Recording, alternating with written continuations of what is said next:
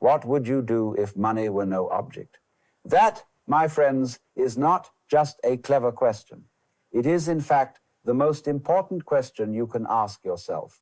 You see, from the moment we are children, we are trained to think of life in terms of practicality. We are asked, what do you want to be when you grow up? But behind that question always lingers another, how will you make a living?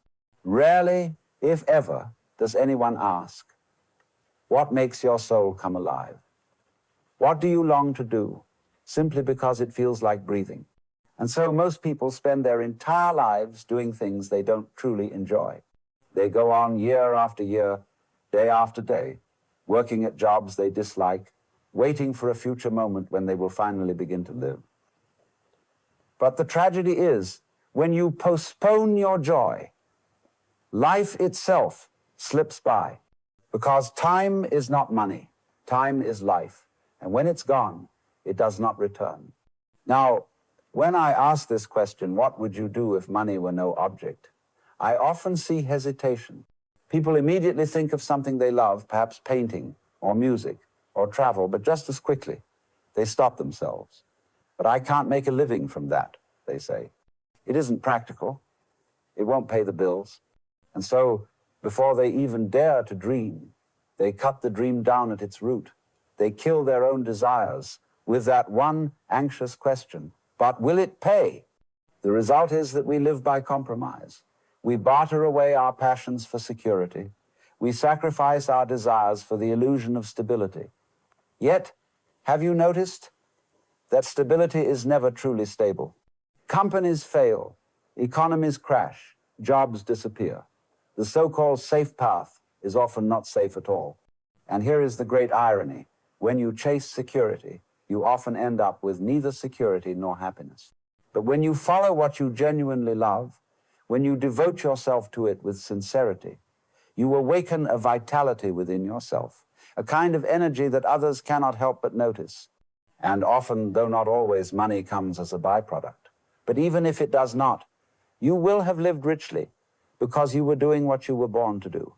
But let us set money aside entirely for a moment, because this is not merely about income, it is about honesty. Can you admit to yourself what you truly want? Can you whisper it, even if it feels frightening, even if it seems impossible? Because to know what you desire, truly know, is to know yourself.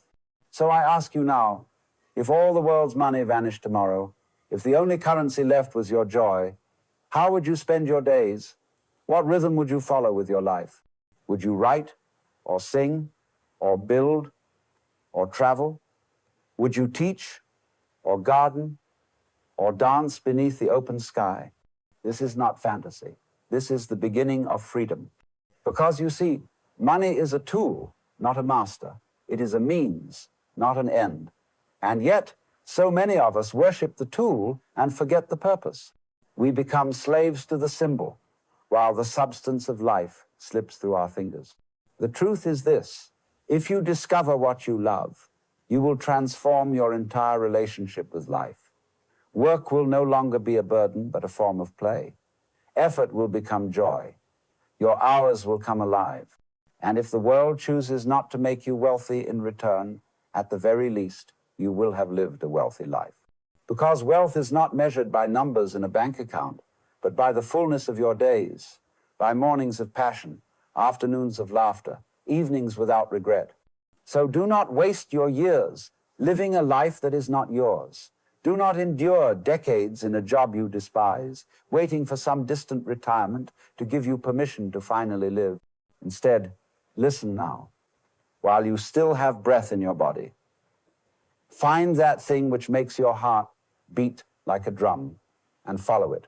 Because the greatest tragedy is not to die poor, it is to die having never truly lived. So once again, I ask you, what would you do if money were no object? Whatever your answer is, that is what you should be doing.